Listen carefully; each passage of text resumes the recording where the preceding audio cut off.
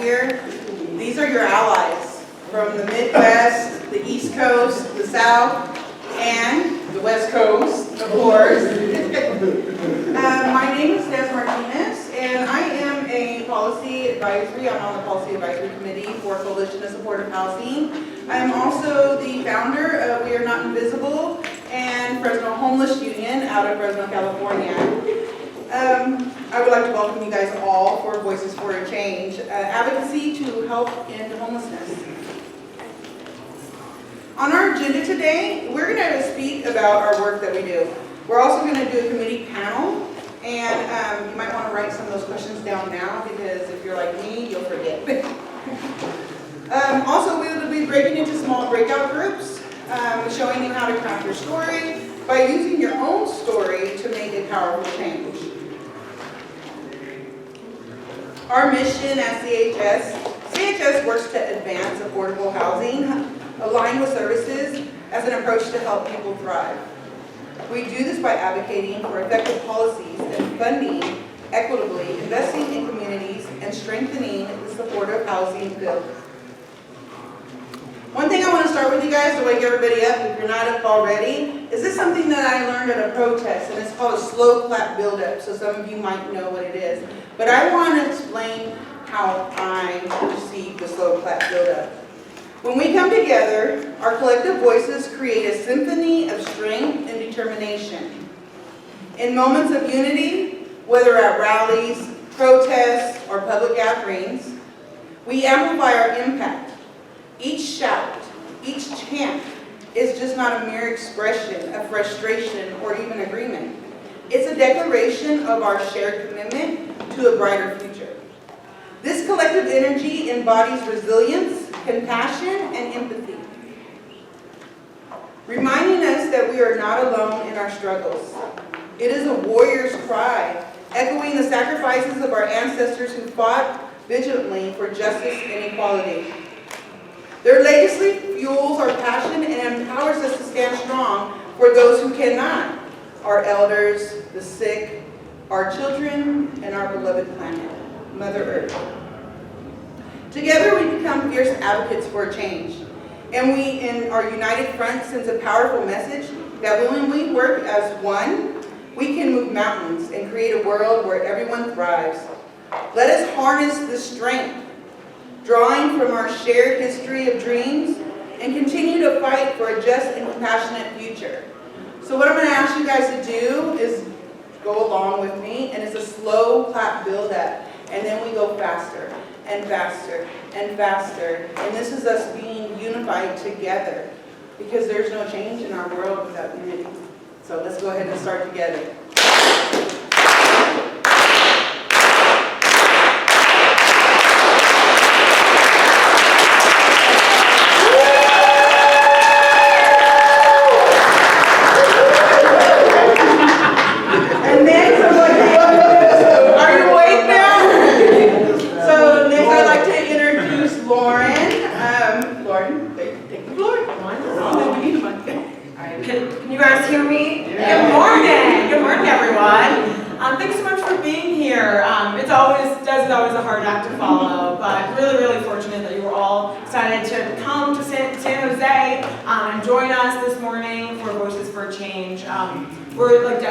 We're going to break out into small groups. Are you guys okay if I stay seated? Is this all right? Everyone can hear me and see me at least? Yeah. Okay.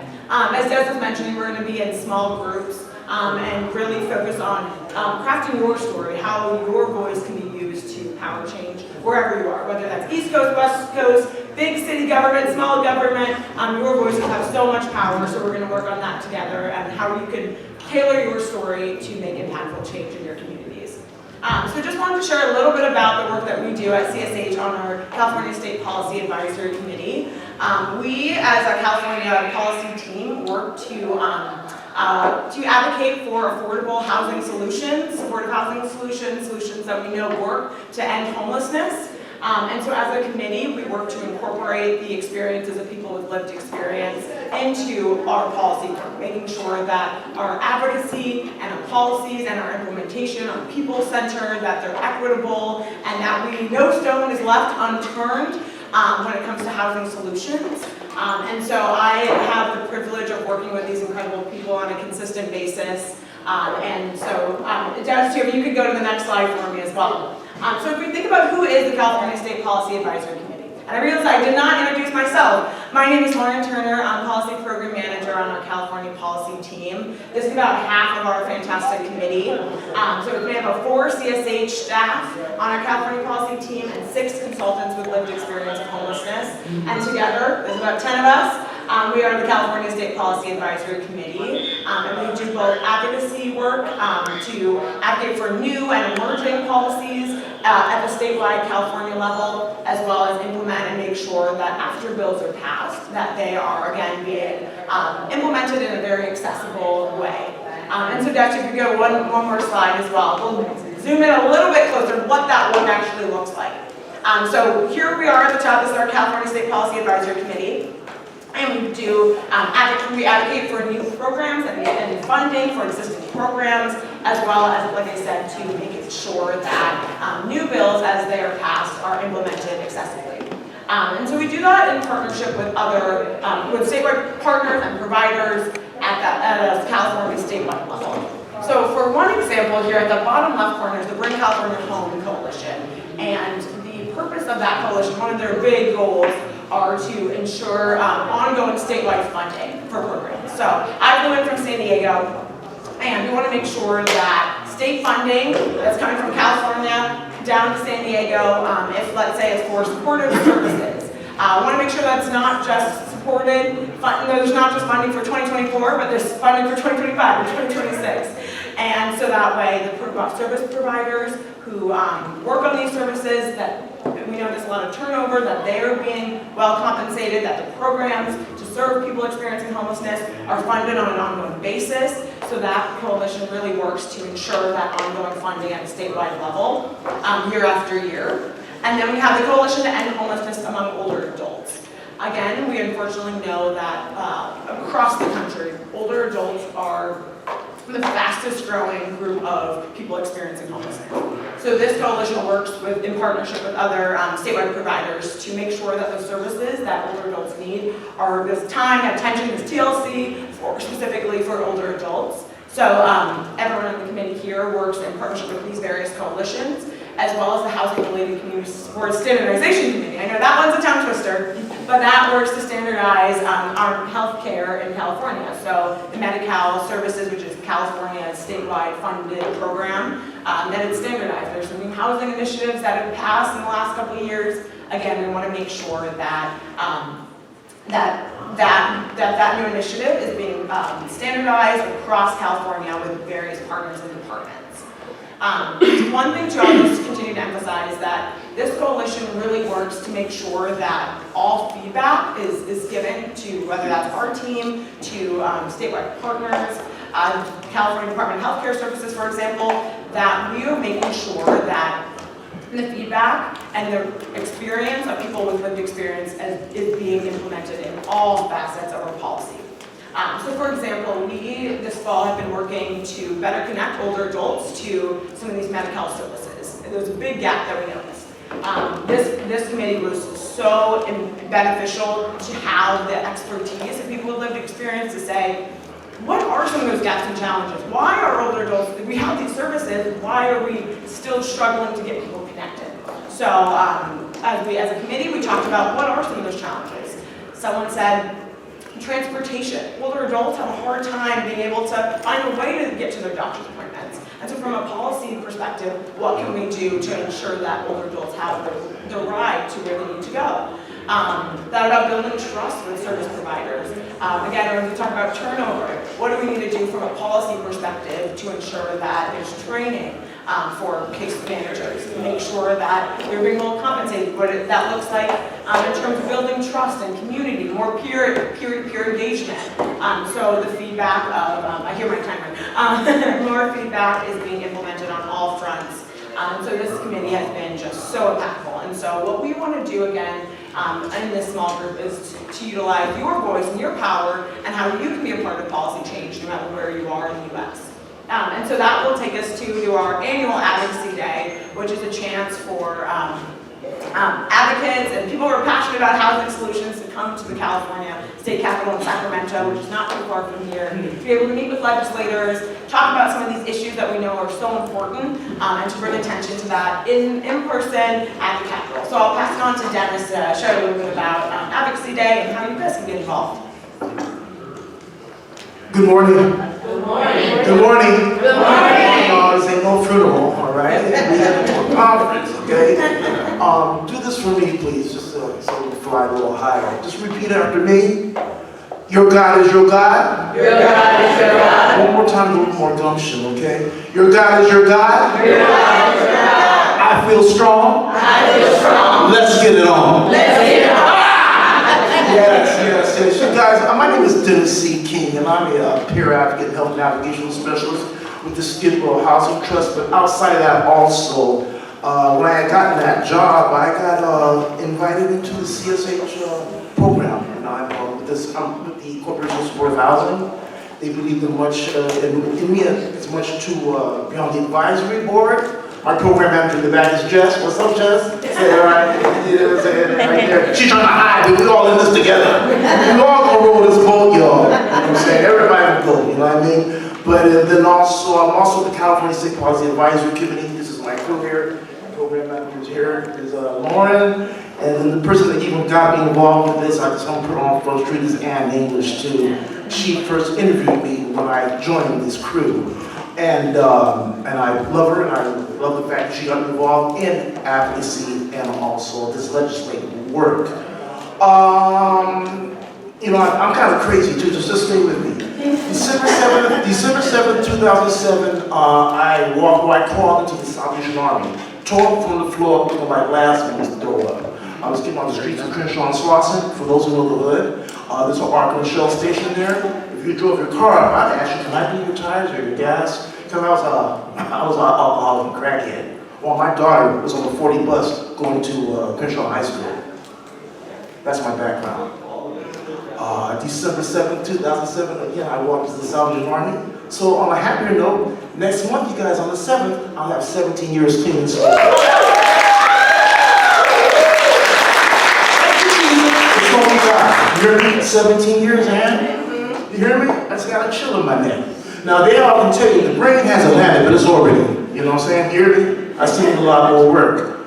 I got the job, and I became a peer advocate, but a month later, Anthony Haynes gave me an application to the CSH. You hear me? So here I am on this job, barely know what I'm doing, but learning the job, but then here I am, a couple months later, flying to Sacramento with Ann, legislating for HH&H. You hear me? I gotta make you guys laugh. I've never been to the state capitol before, so that damn bear is, you know, little bear size. So I can stand by the bear, hugging it, you know what I mean? So they said, get away from the bear, we gotta speak, you know what I mean? I had never been, it was a new experience. But with that experience, y'all, I was able to legislate at that time period. I was shaking hands with Dianne Feinstein's assistant, you know what I mean?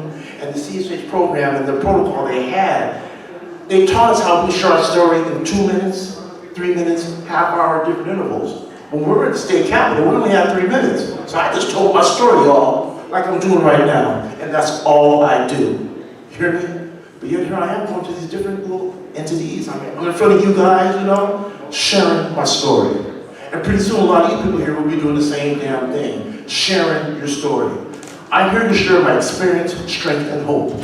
I come with no shaker, because when I'm on the streets, ain't no shaker. You hear me? When you're on the streets, just head up. So that's the way I do this here. Because we're dealing with lives here, folks. You hear me? And homelessness is taking names and kicking ass. Excuse me, ladies. I want to get a little nastier, but I won't. But it's just that funky out there. With that, I just want to say, you know, each one teach one. This is my first time here at this, for all of us. And this is the mighty thing we're doing here. You know what I mean? With my buddy Tim, he's from here. You'll be hearing him later. This is his hood, you know, so he'll be speaking too. And all I gotta say is, you know, I'm gonna go here with in my clothes. I'm closing. Advocacy work, true. That's important. And then also, you guys, when I'm COVID time, I'm gonna do it again. I'm sorry for the redundancy. I was watching Yellowstone. You hear me? I'm from Yellowstone. You hear me, y'all? And if you know, Kevin Costner got a crazy daughter by the name of Beth. You hear me? And Beth's crazy. She's on the edge. You know what I'm saying? And she's a lawyer. But the other oil, I'm closing. And another oil company was trying to take over, John Devon's his ranch. So the lady that wanted to hire Beth in said this, and this reminded me of us. She said, in every historical monumental move in our society throughout the world, there's been a monster. You hear me? Historically. And we just saw our political climate. So my point is, we're the good monsters. And bring a new one like my sister did, and we're fighting that monster of homelessness. Amen? Amen? We're the good monsters. And we gotta really, because let's take names and kick your butt. You right? So pray for me as I do you. I love you guys. I hope you're with me. I know I sound a little bit wild, but you gotta be wild when you're in a war. What war you ever been in where there was etiquette, protocol, pass that napkin? We fighting, y'all. My name is Dennis C. King. I'm a peer advocate, health navigational specialist, and I'm also an advocate for the Corporation Support Housing. Fight you all. Network. Fight you all. Thank you so much for blessings. Thank you so much, Dennis. Thank you so much. And I don't know about you all, but this conference feels different. It feels, there's a different energy in here, and I'm so grateful, again, that we can be here to share with you about how you can use your voice for change. And I think we're looking at this picture here. This was from Advocacy Day in April in Sacramento. This could be you. So that's Assemblymember Luis Rivas with a team there, and it would be a chance for you to go to the Capitol, be in the offices of some of these California legislators, speaking about some of those issues, right? How can we better connect older adults to services? How can we fight for ongoing services, funding for services to make sure that we can apply the solutions to homelessness that we know work. And so if anyone's interested, you don't have to be from California. We'll be talking about California initiatives, but anyone is welcome to come and join and participate. There's a QR code here too if you'd like to register for the day. It'll be Tuesday, March 25th. Coming up shortly, in about 4 months here. So anyone is welcome to come and join. If for some reason you don't, the QR code is giving you trouble, we also have an in-person registration form too. Or if you just want to hear more information, we'll get your contact and connect with you on that. So thank you, Des. We'll go to the next slide here. Keeping us on. I appreciate it, Des. And so we're going to shift gears to just learn a little bit more about the work we do and how these incredible folks continue to use their voice to power change. And so I know Theo and Tim haven't had a chance to introduce themselves, so we'll kick us off here to just say hello, and then we have a couple of questions for the panel, and then we'll open it up for a couple of minutes too if anyone has any initial questions for the group as well. And so, Theo, you're standing up. Would you like to go first? Got your off guard.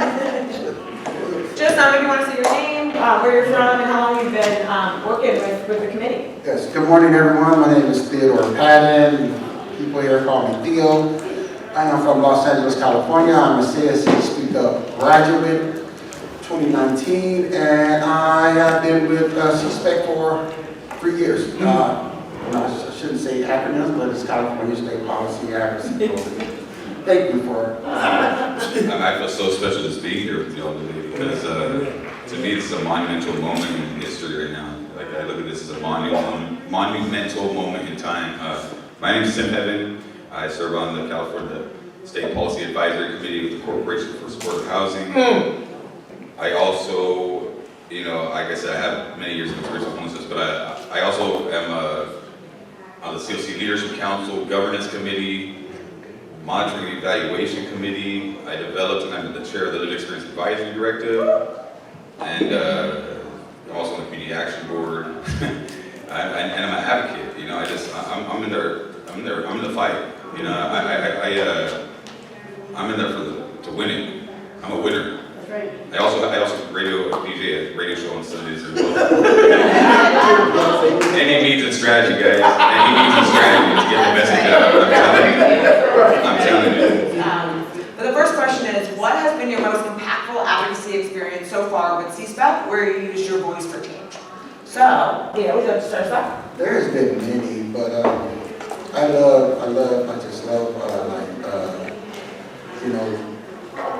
getting into my story, speaking on homelessness, homeless issues, and actually, going to Lobby Day. I love Lobby Day, and speaking to those who are in power or in a position to make decisions for us. And when I tell my story to the people and it affects them in such a way that I persuade you to where you will listen and say, okay, we're going to support your bill, that is so gratifying. I love that. Thank you. For me, family, I got to double up because I worked in this field, and then I was also learning the administrative part of being with, CSPAC or the California State Policy Advisory Committee. So my point is, I was helping a bunch of mixed nuts like myself. You know what I mean? I was homeless, alcoholic addict. You know what I mean? And then for God to give me that Holy Ghost set up to where I can be giving back and helping people too. I share all the time, you guys, it's like I was making the gumbo and eating it too. You hear me? Well, I was giving back, but yet I had game because I had been homeless. It wasn't on my personal resume. I was educated well. My dad did well in business. It wasn't on my personal resume. Even on Crenshaw sauce and doing gas and pumping tires. Like the Bible says, I had to, like the prodigal son, come to my damn senses. What you doing? Got sober with Salvation Army, and now I'm here sitting in front of y'all. Now who can set you up better than that but God? All right. Got a chill in my neck.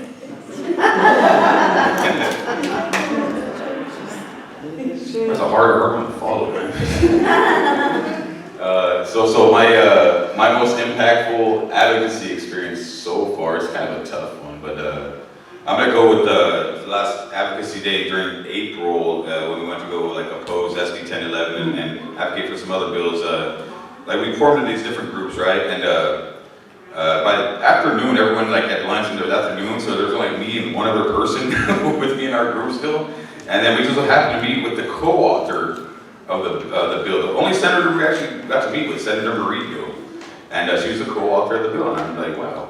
And she actually gave us a little more time, there's only two of us, but I actually got to explain my reasoning with her, and I got her to agree on some things. I was like, look, these shelters that you're saying that you're gonna get people into, that I said, you go to one of those shelters, I urge you to. There's a reason they're open, there's a reason that people aren't going there. They can't have their dogs, they're not safe there. So, well, I guess I couldn't, if I couldn't have my dog in there, I wouldn't go. I'm like, yeah. You know what I'm saying? So it was really cool just to have her agree, and then that bill died a week later in committee. So, I mean, that's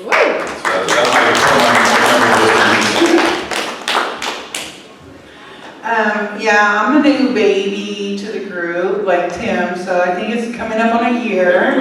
Yeah, we're accepted into the family the same day. But yeah, mine's like his, so one of my impactful memories would be going and lobbying against SB 1011, but also coming back, because after lobbying I got a phone call and I was asked to come back as a speaker. So I think there were only 2 people that day that got to go on the floor to speak, and I got to be one of them. And that was for SB 1011, and yes, they got smashed like a little bug on the floor. So it was exciting, even though it took thousands of people, and I knew there were so many advocates behind me that have been fighting for this before I became an advocate, and while I'm an advocate. So it's because of those individuals that fought so hard that made me feel special to be one of those 2 people to speak up on behalf of thousands and thousands of advocacy voices that weren't going to be heard that day. So that will always resonate with me. Numbers is important. Power is in numbers, and we won't have any unity without diversity, and we have to remember that. So that was my most important impact. Thank you. For some people who, let's say, haven't had a chance to go to the state capitol or haven't had a chance to be in a big public platform, what advice do you have for someone who may be new to advocacy? And we'll do it in reverse order. So Daz, if you want to kick us off down there, that'd be great. Well, I have something really important to say about that. My best advice to you guys right now would be mental health. Mental health matters. Self-care matters. Engaging in, I had to write it down, you guys, because I will not stay on point. I'll be everywhere like this piece of paper. Engaging in advocacy work within the unhoused community can significantly impact both your mental and physical well-being. Over the past decade, I never considered stepping back from my advocacy efforts, but recently, the demands of the work has overwhelmed me. I experienced all kinds of trauma, acute, chronic, complex, also secondary trauma, post-traumatic trauma, 10 years of trauma dumping on me. And in that trauma, I suffered all 6 responses: fight, flight, freeze, fawn, find, and faint. I allowed my passion to turn into an obsession. It is essential to take the time to heal after witnessing every traumatic event. Unhoused advocacy work sees the devastating realities faced by individuals. I've witnessed lives being shattered, with trauma evident in the eyes of the children filled with hunger, and the constant shivering of the elders left exposed in the cold. This is just a glimpse of the trauma we encounter daily. As we navigate the harsh conditions of being unhoused, struggling to survive through each night amidst this ongoing battle. Take care of you. Enjoy Mother Earth. Sit by the water, visit the trees, go to the comedy show. Spend time not speaking about your advocacy work. Give yourself space, give yourself time, and do for yourself as you do for the others you advocate for.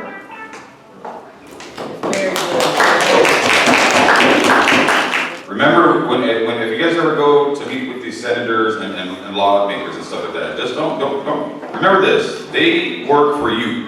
Yes. Right? These politicians work for us, okay? We tell them what to do. You know what I'm saying? They need to listen to what we want. It's not what they want, it's what we want. We are the people. We are. Right? We are the people. Wow. And when I see things like Governor Newsom doing these things against SB 1011, overwhelming opposition, and then he's going ahead and still doing it anyway. That's why we need to come together and raise our voices and tell them we are the people. So yeah, that's my Family, one off the top of my head, I shared this with the group, was, this is what I do. I share my experience, strength, and hope. Because if you've been there, and if you're an advocate, well, then you're coming with your truth, right? When the Bible says you hear the truth, and will make you free. Well, there's a bunch of people that need to be freed. And also, there's a bunch of our administrative people, like Newsom and all of them, that need to be freed. To the reality of what we're living and what we're striving to get. Important factor when you get this game, too, you know, you get overwhelmed and swarmed. And my office, when I walk up my office, you guys, I walk on Skid Row. You hear me? So that's like a mini Vietnam on homelessness. And after like 5 years, and I wasn't thinking about this till you said it. And I think I talked to you about it. I was starting to get used to what was happening down there. My point is, I was getting desensitized. Yeah. Right? The abnormal becoming my normal. Not to get too deep, like walking down to my office down San Pedro, with the fentanyl now, it's called butt naked world. You know, women just walk around with no clothes on. You know what I mean?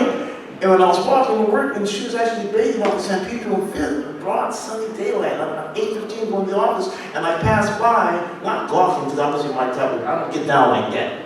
Now I'm on San Pedro and Fifth, but I kept walking. To my job, and I caught myself. I said, damn, Dennis, you getting used to it like that? Do you care anymore? Now, don't get me wrong, I carried you guys, but subconsciously, after like 5 years of it, I was getting desensitized. That abnormal was becoming my normal. Y'all don't hear me. Don't let that happen to you when you get bombarded every day by clients. You know what I'm saying? You know, people talking crazy, you know how we do, you know what I'm saying? You work with them every day. Then plus we're dealing with the politics, the electoral, the administrative and legislative policies. Massive information coming to us every day. Come on, everybody get emails here. Hell, I can get yesterday's. And here you come in the morning the next morning. Am I lying? No. Do not get desensitized to the work we're doing. And if you need to, I'm gonna take a vacation, Lord. Yes. myself and I forgot what I look like. You hear me? Come on, y'all. Take care of yourselves. It's hard to take care of somebody else and you ain't take care of yourself. And you get swarmed up in this work. Keep your passion. I have passion. You guys can tell I have passion. I feel good about what I do. It ain't no game. That's why I love doing what I'm doing. I'm just telling you my life and where I'm at now. It started with that lady across the street, right across from me. You know what I mean? When she interviewed me. I'm closing. We went to the first HHH. And at first, funny she's here now, but I'm just gonna say it, I'm gonna tell my truth. And you're me, she kept saying, you did well, you know, just keep telling your story. And we're going to the airplane, she goes, you did well. I said, surprised I am fucking with me about my story. But then as it developed, I see that my story got me here. She saw it before I saw it. When I didn't know what I was doing, on the bear, you know what I'm saying? And, you know, and really, I was tripping, y'all, because I had the job. Right? And then I got, so I was tripping my first year, guys. In the first 6 months, I was working for Skidmore Housing Trust, and then I was CSH on the plane like this. Oh, wait, all the information, I didn't know what I was doing. Don't get desensitized. Keep your passion, and like a real fight, we ain't taking no prisoners. We ain't taking no prisoners. Thank you. Take time to write your story, and when you're channeling those feelings, it can become traumatic. Step away from it. But then, once you're telling your story in front of those who are making decisions, who are legislators, or once you say, "Oh wow, that passed, and I was a part of it," that becomes so gratifying. So be present, be in the moment. You know, just be you and realize there are people too. It took a minute. I was nervous, but I've come a long way after repeatedly doing it. It is so gratifying. Enjoy it. It's just fun. Yeah. Oh, thank you all so much for that. I think that last piece, Theo. I think when we think about advocacy, it's like, what does that look like? And obviously, again, we're talking about what it looks like on a statewide level. Advocacy can also mean a conversation you have with a neighbor or a friend, talking about why this is important, why we should care about homeless solutions, what are some of the stigmas that we can demystify, right? And advocacy doesn't have to be big, it doesn't have to be so small, it can be whatever you make it as long as you're sharing your story. That's what's so important. And as you can see too, we all have our different approaches, a different flavor, a different flair. And as long as you're telling your story and your truth, that's advocacy. You're speaking up, you're using your voice to empower yourself, others in your community, people across the country. And so again, advocacy is so powerful, and I really appreciate you all. I, again, feel so grateful to be able to work with you all and learn from you every single day. And so, because while advocacy, you know, can look different across the board, it does look different on different levels. So coming out, advocating for rights for people with lived experience is one thing. Going to your state senator is something completely and totally different. What I'm wondering is, does CSH or any other organizations that you may partner with do any formal training? Because what I've seen across the board is that most of the times when people go to things like Advocacy Day, they are not prepared for what they're going to. And this is a kind of sometimes one of those one-in-a-lifetime chances when you may get to talk to your senator, and if you don't even know how to have a conversation or know how to use the proper language, then you just had a chance. You had a lottery ticket that you didn't cash in. So that's one of those things where I see oftentimes, and that's just across the board. I think it's wonderful as a person with lived experience. For sure, I'm all for the yay, let's get it out there. But at the same time, oftentimes I feel like we are not prepared for the fields and the doors that we are crossing through. Do you have any formal training? You're absolutely correct. And yes, CHS does train prior to even throwing you into the pool. So you don't get thrown in the deep end, they walk you in, you know. So I appreciate that, because they teach you what the policy is we're going for. They teach you what a assembly member is. They teach you what a senator is, what their responsibilities are. I just thought they were people. I didn't know one was about the changing the law, the other one's about the money, you know? So I'm like, well, I want to talk to people about the money. So I know they're the senators, right? So they do at CSH, and with the union, and being part of UCSF and BHHI, they also teach. So I've been blessed to be a part of these coalitions and these groups that do teach us, and they don't just throw you in. And that's one of the things we're gonna do today is teach you how to craft your story before you go to the Capitol and lobby and stuff like that.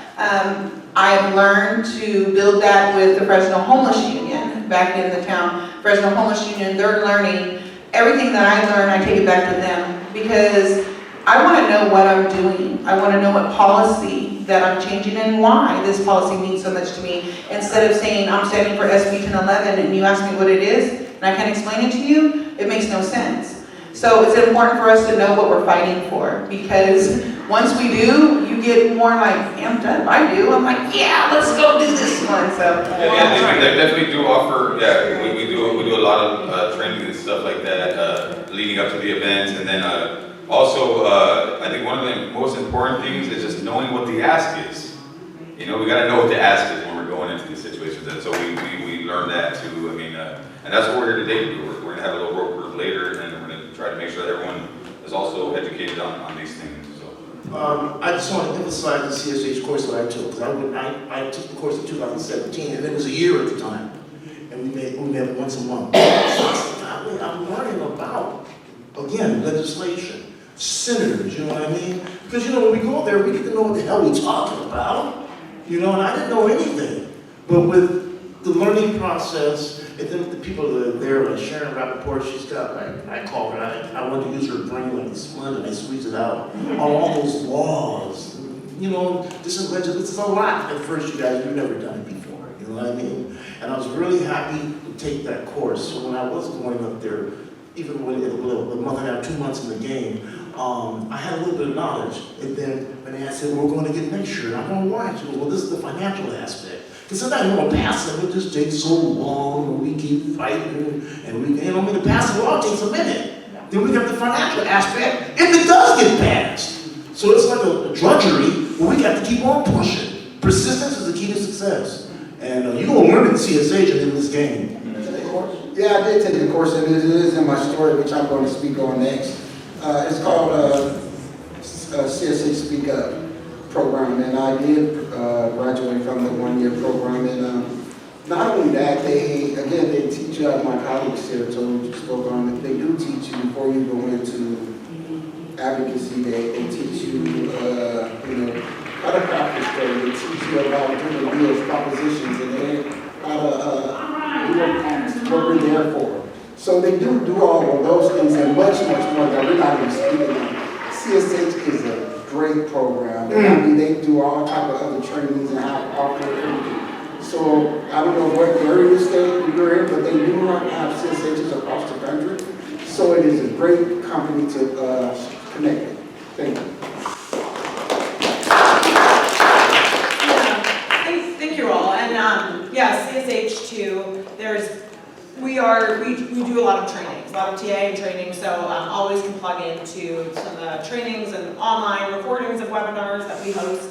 But I think there's always work to do, very much so. Bills are coming up and emerging all the time. Are we keeping up with that? I think even with Advocacy Day, we did a lot of prep for our of the committee, but also knowing that there's advocates with lived experience who are coming to the Capitol for the first time. There's advocates in all sectors of this work who are doing this for the first time. And so we do absolutely want to make sure people feel prepared and prepped. And I think we even recognize this year, maybe we didn't do enough. So how does that look? Maybe there's an extended training session right before. Can you meet with your team earlier? Can you be familiar with the people who you're walking into these offices with together? So I think there's always a need to do more, and we're trying to be very intentional. Same with this committee of what you all are interested in learning, what gaps, and do we explain well enough? So we're always trying to be intentional with that, but there's always work to do. So I appreciate that question. Yeah. I have a question. Yeah. Everybody here? Okay. So what advice would you give youth? What advice would you give youth that's trying to, that's in advocacy work, but that's trying to, I want to say, propel themselves into the, the light that y'all are in at the moment? Like, what advice would you give like youth that's trying to just advocate for not only themselves, but advocate for also other youth as well, to show them like, you know, it's youth that are doing this and trying to change the community? Like, what advice would you give? The youth. The advice I would give from the experiences I had over time, I would continue to, I would like craft my story, connect with certain agencies and communities that do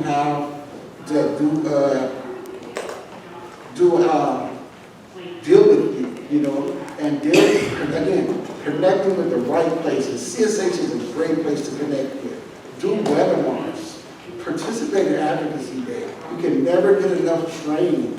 And by you doing, there's other apps and other places you can consult with and show your you know, start a business or, you know, like that, and people will reach out to you. But you can never have enough training, and once your actions are going to speak for themselves. By you standing up and doing certain things, people are going to say, you know this, because you're going to be involved.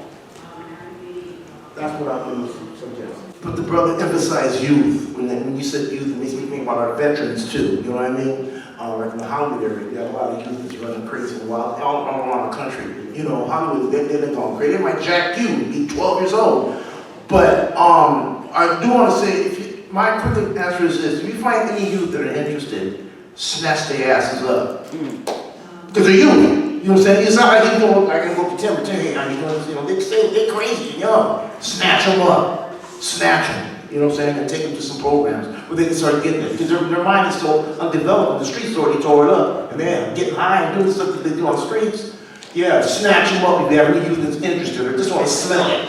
Real quick, just youth are so important, right? The youth are so important. I mean, because your voice matters more than our voices almost. You know what I'm saying? People listen to the youth more than they listen to us. You know what I'm saying? When we hear our youth advocate, that's so powerful.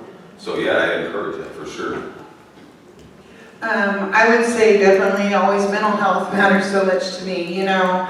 I would ask them to have a self-care partner, somebody who's already been in the field, and somebody who's already been through what we've been through, to see the signs, because this is our youth. We don't want to damage them. Working out in the field, boots on the ground, depends on where you're going to have them. If you're going to have teens that are wanting to get into advocacy work with the unhoused community, if they've never experienced homelessness, I would suggest that you find a camp leader. Every encampment has a leader that's really known to other advocates. You can link up with them. We have a California Homeless Union, and there's a lot of places that you can go in Sacramento or other cities. You can reach out to California Homeless Union. We have Wes, we have Robert here, and you know, we know a lot of people throughout the whole state of California. And I would reach out to an advocate and say, hey, can you have somebody take us into this camp so they can sit down and actually speak with the people that they want to help, but also have that self-care partner, because that's the most important thing. What they're going to see, if they've never seen it before,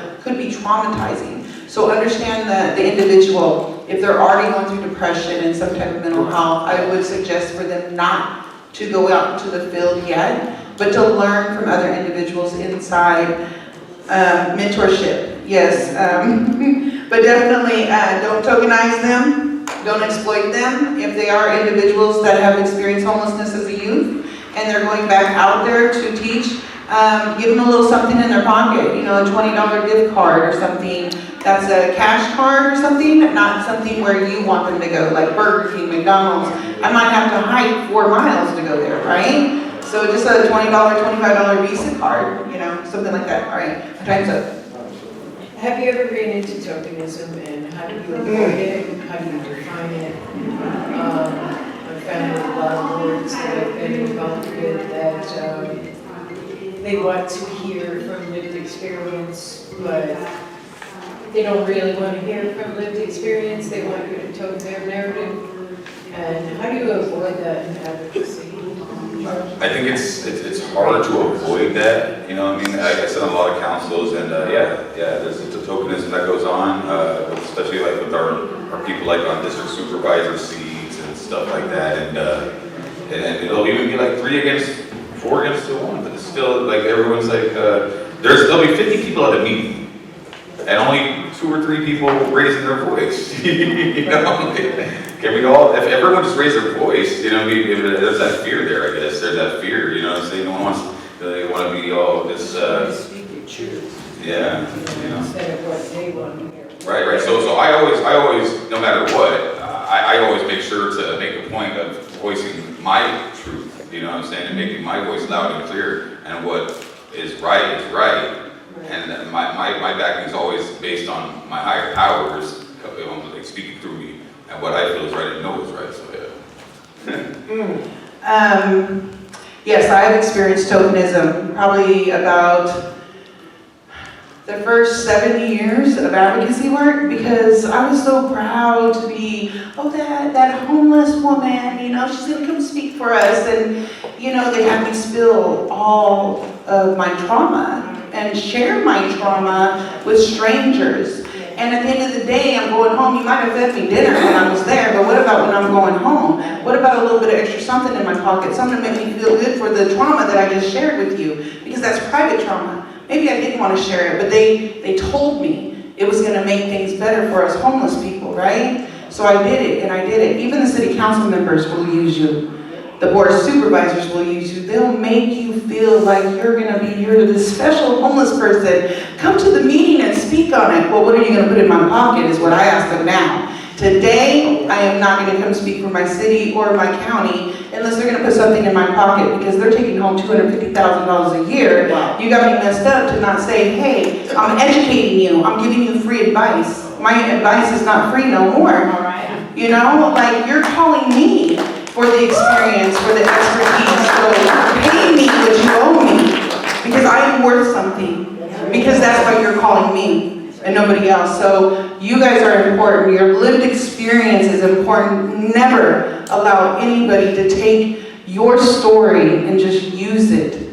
Never be exploited, never be tokenized, because let me tell you, I am so mad at so many city officials and board of supervisors that had literally patted me on my back like I was a good little dog, and I thought it was okay until I learned what tokenism was.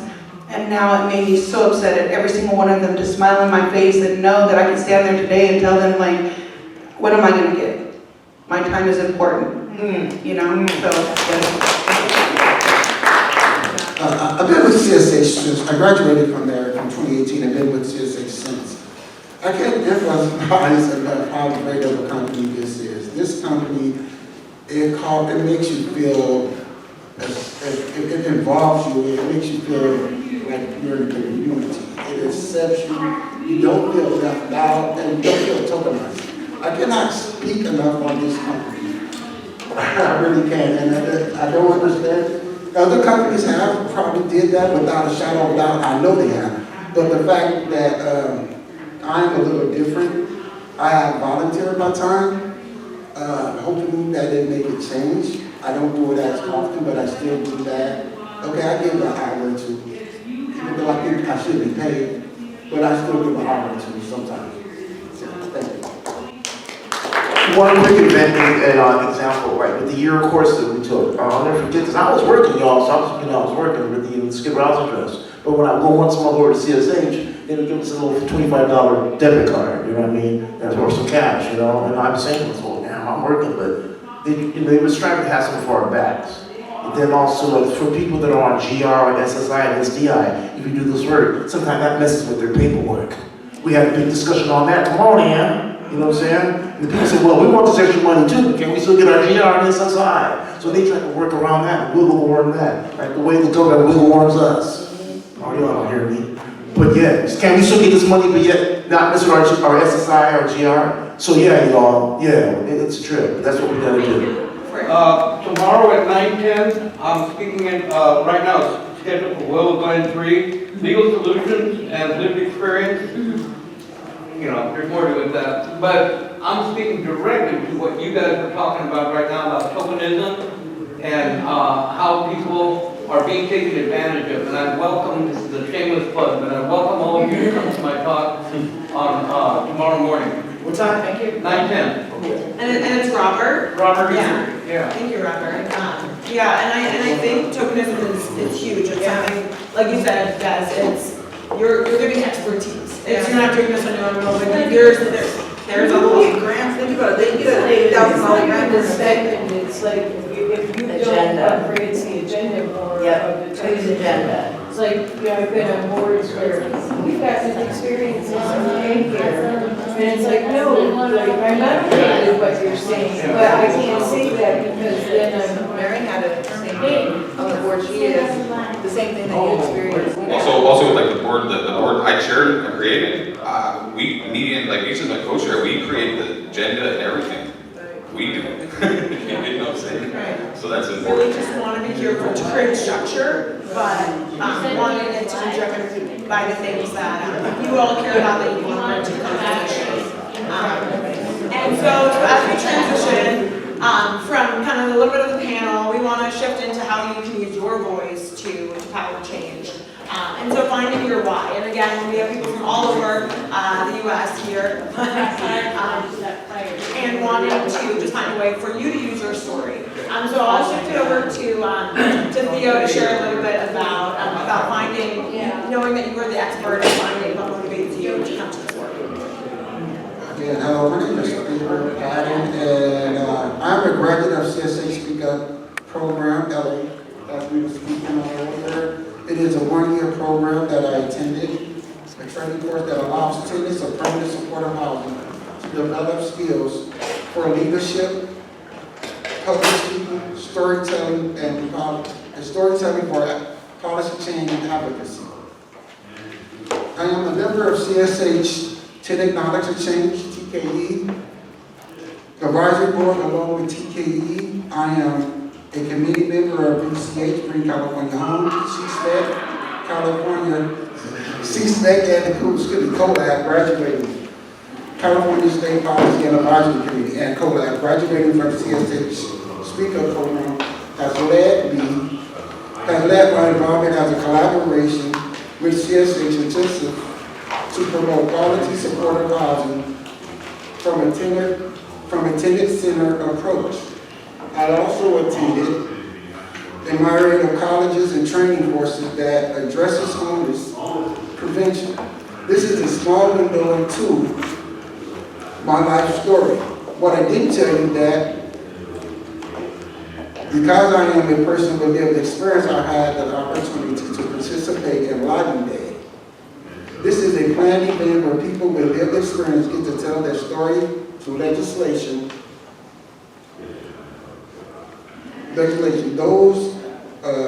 This is a powerful time in a storyteller's life. This is where you get to exercise your power through your voice. By telling your story, who knew that? Telling your story will captivate our very own lawmakers. Believe it or not, your voice is more powerful than you know. Especially when it comes to policy. Using your voice to change the narrative is what advocacy is about. Using your voice to promote meaningful change is a good thing. The power in your voice can and will direct the situation to a different level.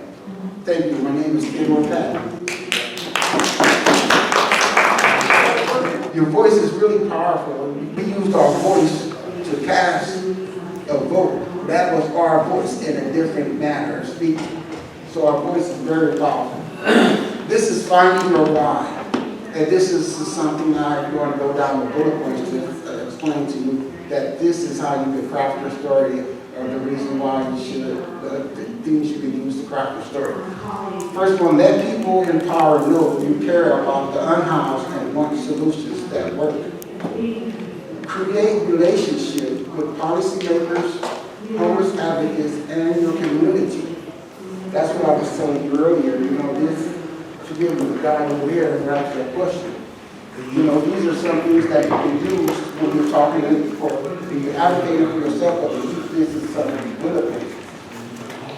Long-term service and support. Advocate and educate policymakers on housing insecurities. Inform public on the impact of legislation and state budgets, and find power in your personal experience. Thank you. Back to Lauren. I appreciate that. And I think finding what motivates you and finding what drives you for us waking up to do this work every day. And so what you have in front of you as well is a tool that you can use to craft your story. So Tim and Des are going to share 2 policy initiatives that we're going to make pretend like you were meeting with legislators. So this tool, as well as some talking points are in front of you. This will be thinking about if, again, policy comes in all forms and shapes, but when given the chance to use your story and to share your experiences, what do you want people to know? What do you want them to remember? We heard a little bit about Advocacy Day, and that I think you mentioned in the back too. If given that chance to speak with legislators, what do you want them to remember? Legislators, for example, hear from so many people all the time around 1,000 different issues. What do you want them to remember? What do you want to resonate with them? When I first started working in homeless services, I remember I met this young gentleman and we connected on the fact that I was from Minnesota originally, he was from Wisconsin. And he told me about how he went back home for the holidays to visit his family in Wisconsin. If you're familiar, lots of snow, ice, rain, all of that, and he ended up getting into a really bad car accident. He didn't have insurance, and it completely changed his life. He was in the hospital for multiple months, was drowning in medical bills, and he ended up losing his home, his family, his livelihood. It changed his life. That was when I first started working in direct services, and that story stuck with me. I think about why we need to change the medical system, why we need to fight for affordable housing and services, but his story and his experience that he shared with me, very vulnerably, changed the way that I think about the work that we do. And so if you have the opportunity to sit with anyone, again, it could be a neighbor, just talking about the stigma around homelessness, that is advocacy. And so when you're crafting your story, think about what you want someone to remember. And again, 2 to 3 minutes, right? If you just have a little snippet of time to share your story, what do you want people to resonate? I think so often a lot of policy change can happen with empathy, where people can have a sense of understanding or try to relate and try to understand where you're coming from your lived experience. It doesn't have to be perfect, but you being willing to share your story or someone else's story that you know can move mountains so much more than you could ever imagine. I think we're so used to people throwing out data points and numbers and things that it has to be so perfectly tailored, but truly just using your story and your voice you truly are the experts that people want and need to hear from. And so this tool in front of you will go into small groups. We'll give you a chance just to write out your story and use both Housing First, of why Housing First initiatives as an evidence-based solution for how we can better support people who are experiencing homelessness, as well as bring attention to Grants Pass, the Supreme Court decision that happened over the summer, and how we're seeing the effects of criminalizing the unsheltered people has looked across the country since this summer's decision. And so the tool will just give you a chance to kind of write out what that looks like. If you're introducing yourself, what do you want people to remember? What is your experience and why should they care? Why should they care about some of these initiatives that we are putting forth? So this will just be a quick tool just that you can use today and hopefully moving forward, how to just craft your story, make it your own, right? This is just a guide for you. So that will be in front of you, and we'll spend some time in small groups for you to practice. But if you want, I see some people are getting started, that's great. And then we have a couple other handouts for talking points around Housing First and why it's important, as well as the Grants Pass decision that happened this summer. So with that too, I'll pass it on to Tana, so you can tell us a little bit about Housing First. Hello everyone, and thank you for the opportunity to speak with you today. My name is Tim Heavin, and it's truly inspiring to see so many dedicated leaders from across the country here at the National Lived Experience Conference today.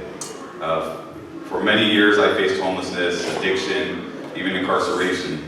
Thanks to Housing First, I secured stable housing 3 years ago, and that stability transformed my life. Today my life is full of blessings, purpose, and hope, and just doors opening up all over the place. I just want to start with a question. How many here feel that they have answered a calling? Anyone? A purpose? Right? We answered the call, right? For myself, that calling was clear, and I know that many of you feel the same. And for many, and how many of us here can say that we've experienced some trauma or faced injustices, right? So these shared challenges are powerful, right? They give us a profound understanding that only those with lived experience can truly grasp. Our journeys give us insights, resilience, and the ability to connect with others in ways that go beyond traditional learning. Today I ask that we all remember to keep loving and shining as we continue on this path. Let's reflect on another question. Who here believes life is a precious gift?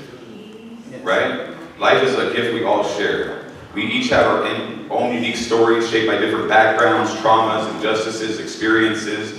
But with that diversity comes a shared duty.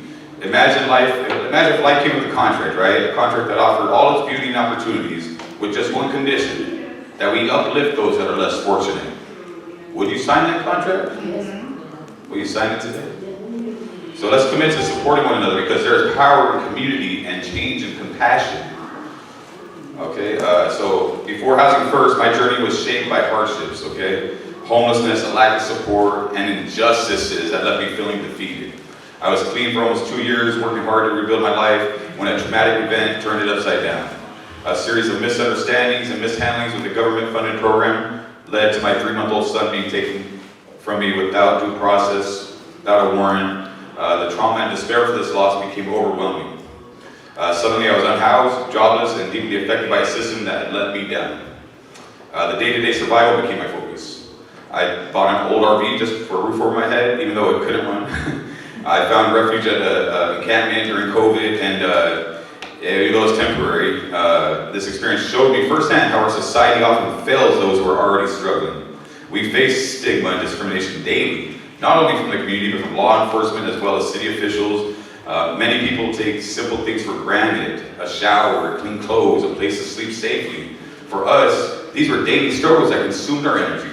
You know, I want to be clear, my journey is not just about hardships, it's about resilience, okay? Strength and finding hope, that even when hope seemed out of reach. When I was finally accepted into Housing First program, I couldn't believe it. I really couldn't believe it. I thought for sure my criminal record or some other barrier would prevent me from securing housing, as they had so many times before. But Housing First is different.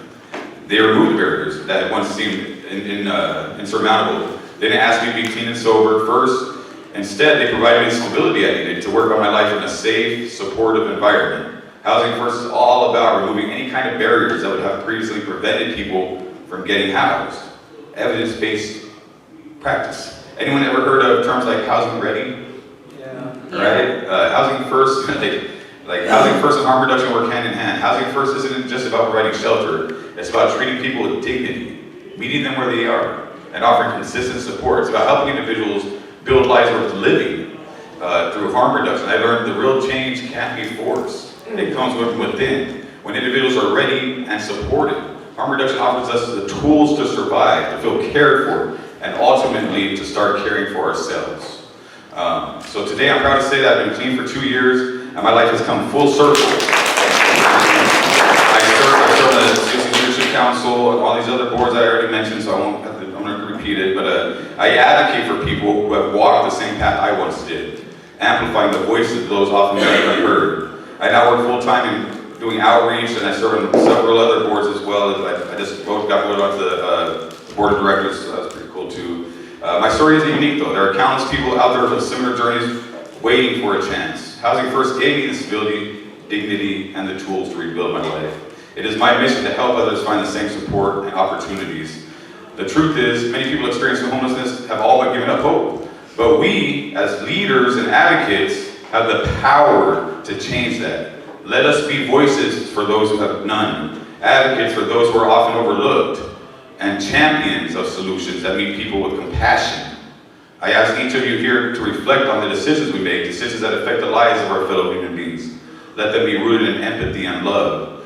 Thank you for giving me the space to share my story a little bit. I'm grateful for each of you here that have committed to this work, and I look forward to any questions or thoughts you may have. Let's continue to create a world where everyone has a chance to thrive, where hope isn't just a word, but a reality. Okay, I'm going to go into the grants passing, but it's just hard for me to imagine that just a few years ago we were judging, stigmatizing, and stereotyping and oppressing the poorest people in our society. And for anyone to have the nerve to look at someone or to have any reason why any human isn't ready to have a place to call their home, right? And until another human determines or deems them to be ready. I got news for you. Not one human is more human than the next. Okay? Well, these initiatives such as Housing First show how we are able to progress as a humanity, rooted in compassion and caring for our in-house family. On Advocacy Day last year, we talked about how SB 1011 aims to criminalize homelessness. It died in committee, and now we're hit with this new Supreme Court ruling. So it's like, is everything always about power and control? I feel like, right? I mean, I mentioned earlier how we seem to be progressing as a compassionate humanity, and I believe we are. However, we have people in government, elected officials, and court justices that don't seem to be following the same progression. Right? Only a few months after this SB 1011 died in committee, the Supreme Court overturned the previous Martin v. Boise ruling, which was more than correct in any logical and humane mind that criminalizing homelessness is cruel and unusual punishment. Okay, sending a person to a dungeon because they are too poor to afford to be anywhere else but outside.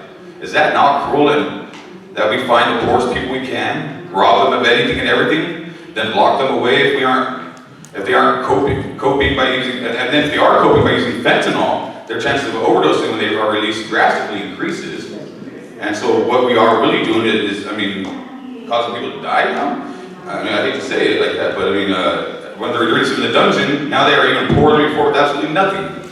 And no one, how many in here can agree that this is cruel and unusual punishment? Right? It's logical. The court justices several years ago agreed with us all as well. However, last year, the Supreme Court decided to overrule that decision in the Grants Pass v. Johnson case. By reintroducing punitive measures, the case has redefined homelessness in many places as a criminal matter rather than a public health and social issue. The ramifications of this are profound. This ruling shifts the burden onto law enforcement, placing them at the front line of managing homelessness, a role for which they are neither trained nor equipped. Okay, using law enforcement in a place of supportive services not only strains police resources, but also creates adversarial relationships with communities that are already vulnerable. This risks creating a society where the most vulnerable people are continually marginalized and punished for circumstances often beyond their control. Right. In closing, the Grants v. Pass Johnson ruling is a step back in our collective effort to address homelessness with compassion, humanity, and lasting solutions. Instead of pushing people further to the margin, we must focus on policies that provide safe, stable, and supportive pathways out of homelessness. Thank you, guys. Thank you, Tim. Thank you so much. I want to speak a little bit on the Grants Pass also. So the Supreme Court ruling will permit state and local governments to criminalize resting in public for individuals facing homelessness, even when they have no other alternative but to sleep on the street. This decision is extreme and poses serious risk, negatively affecting those experiencing homelessness without addressing the root cause of the issue. Currently in the state of California, when I was part of the California State Study on people experiencing homelessness. It was a state study that was done first time in history since the late 1980s on homelessness.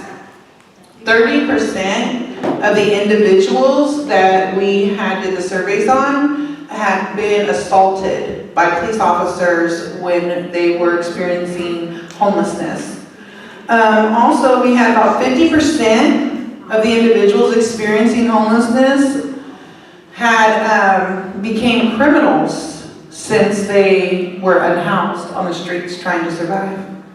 Currently, in my county, was the first county and the first city in California, United States, to pass an ordinance the day after this Grants Pass decision that criminalizes the unhoused in our city. It states that no person, mind you, no person shall sit, lie, stand, or sleep on a public property. No person. That's what the ordinance says. So don't come to Fresno, you can't sit down. You can't stand at a bus stop, you can't do none of that, because you're gonna have this advocate right there taking a picture of you, asking the city how come you're not arrested and everybody else was. Currently they have arrested over 150 people in the past month, just for simply sitting on a sidewalk with a tent, or just even simply sitting there. We've had mental health individuals that are suffering mental health but are lodged in housing. They have been picked up because they were visiting their friends at an encampment. But the police don't pull up with a paddy wagon anymore. They don't pull up with a flatbed or the crusher. They pull up with 3 trucks, 3 police officers, and a paddy wagon. How are you addressing homelessness with 3 cop cars and a paddy wagon? I already know what you're here to do. You're here to arrest everybody because see, the outreach team that you sent had already got our names and our information. Then they sit in a meeting with the police officers to give that information. They already know who has warrants. So they're showing up to arrest everybody. If you have a warrant, you go on the paddy wagon. Your next question I'm gonna ask you, do you want services? Because either you're gonna go to substance use disorder or you're gonna go to jail. Which bed do you want? Even if you don't have a substance use disorder, even if you don't have anything. Last 2 weeks ago, I witnessed an elderly woman being forced into the back of a truck while her kids sat on live begging to follow that police car because the police were kidnapping their mother because she had a home. She was just visiting her boyfriend at the encampment. They went and they took her and they drove her 4 miles down to the nearest resource service, dropped her off right there in the front street. She had to walk 4 miles back to her trailer home where she lived. It took her kids 8 hours to find their mother. This is currently what they're doing in my city, and this is what other cities, they want an example, put an example out there, so just watch out. We currently have 3 trials already. 3 trials. This is money that we are gonna spend on trials, so we need more people voting for that purpose. These people that we're putting in these seats, we're not putting they're saying the right thing, but bet them. Bet them. Get a betting team, bet them way beforehand, and see who was shaking whose hands 5 years ago, and now you're sitting in the seat up here. We need to start paying attention to who we're voting for. And we need to be sitting in those seats. Not them, we need to be sitting in the seats, people with experience. So this has changed a lot of lives in Fresno. You know, we have people that are being taken down for resources. You either have to accept a rehab bed, mental health bed, or the jail bed. One of the 3. And with it costing $104 a day, you should do this in your city. In Fresno County, it costs $104 a day to house somebody in the county jail. They claim we only have 1,220. If we get they criminalize you for $1,000 fine. Every time I see you on the street, you get a fine. It's $1,000 and up to 1 year in jail. That's going to cost my county and my city $62 million just to incarcerate a human for having no other choice but to sleep on the street. $62 million. So do the math in your county and stuff, but this is really going to affect us, not just us, the unhoused, but also the taxpayers. And every single one of you are taxpayers, even the unhoused. Because even if I ain't got a job, when I walk in 7-Eleven and I buy something, I still pay taxes. So I'm still a taxpayer with a job or without a job. I just want to go to the next slide really quick. In California, when we finished the California statewide study, we had 171,000 people that were experiencing homelessness. Today, a year later, after the report comes out, we have more than 181,000 people experiencing homelessness daily in California.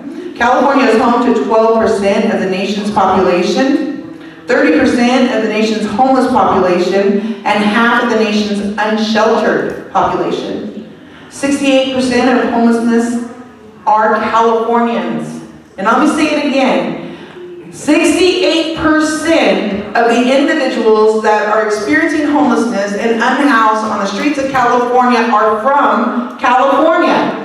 We're not bussed in. We're not bussed in. We're right there. We're in the neighborhoods where we have families that might let us take a shower. Somebody cook us a hot meal. This is why we stay in the neighborhoods that we stay in, because we're comfortable. While homelessness is a major issue in California, there are many conflicting ideas about what to do about it. To design an effective program and policies to address homelessness, we need to understand who's experiencing it, how they became homeless, and what their experiences are, and what is preventing them from exiting homelessness. What is preventing them from exiting being out there trying to survive in the streets? Because I'm going to tell you, when I was out there, it definitely is not something anybody wants. And if somebody wants it, and we don't want to go to the shelters. There's a reason I want to go to the shelters, and I got many witnesses in this room right now that will sit up here and they're still unhoused, They're still fighting back in their own city and stuff. And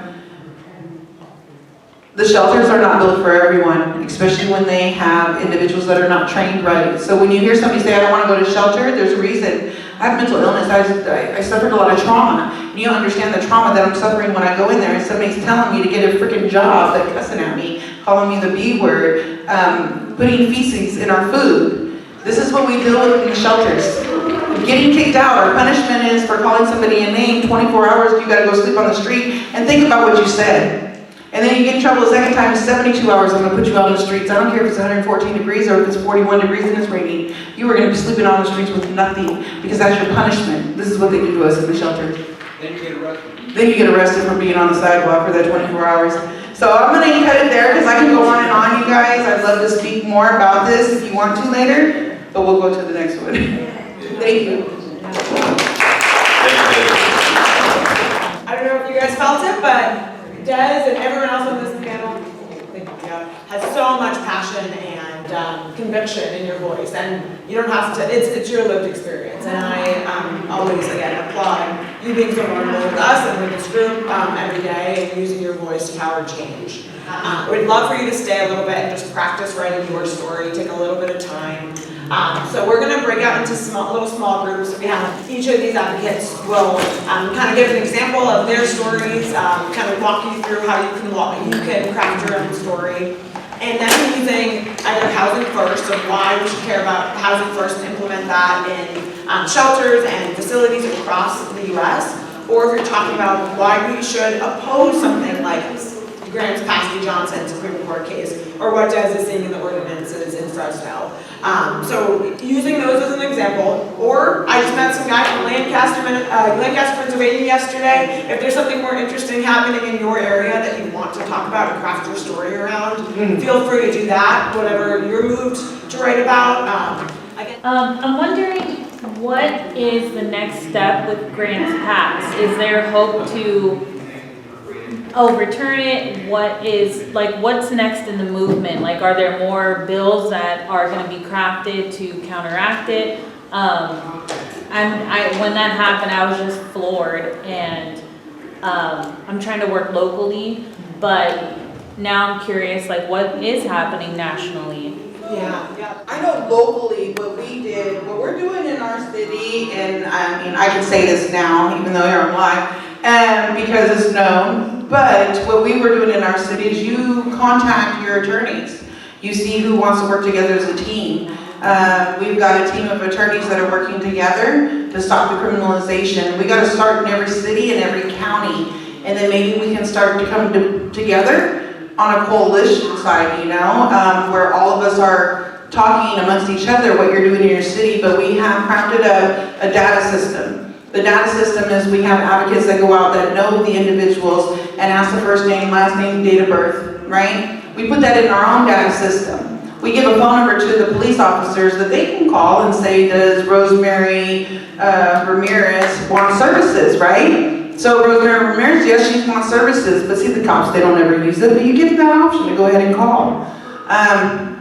When they're arrested, we find out because we are checking the system all the time, 72 hours, right? You check your system, you see who's arrested. We're showing all the individuals that we already signed up that ask for services have been arrested. So then when you end up going to court, as an advocate, you go in and you stand up for them and you show them the proof that they're already signed up for services, regardless if it's mental health, substance use, or just a bed. You're showing the judge and the court system that they already asked for services, so why in the hell did the police arrest me? Right? So you start building those teams, and it's going to be hard, because attorneys, I don't know how it is in yours, but it was really hard for ours. But reach out to attorneys. Look out for local attorneys, public defenders, anybody that wants to help stop the criminalization, because not only that, we have had the sheriff, the jail is overwhelmed with 15 people being arrested every single day when we're already full. The court systems are overwhelmed with the amount of cases now that are going to trial just for merely being unhoused, right? So you start building that. You start building it now, the data, everything's fresh. This is a long haul. This is not something that we're going to get done in a protest, even one protest of the state. This is a long haul, and once we all start building this in our own cities and counties, let's start coming together as a state and let's go against them all together.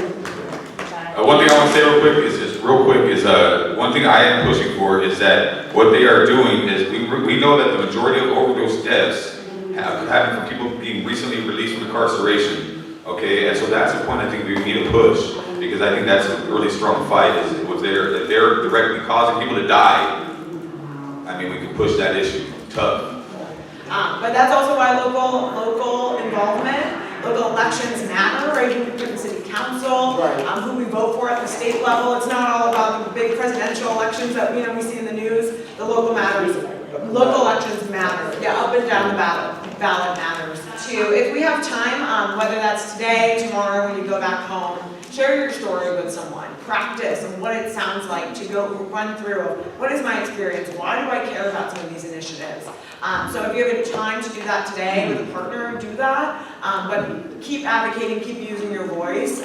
Join us for Advocacy Day this March, right? There's things that I know for a fact there's motivated and excited and enthusiastic advocates in every single corner. You guys are examples of that.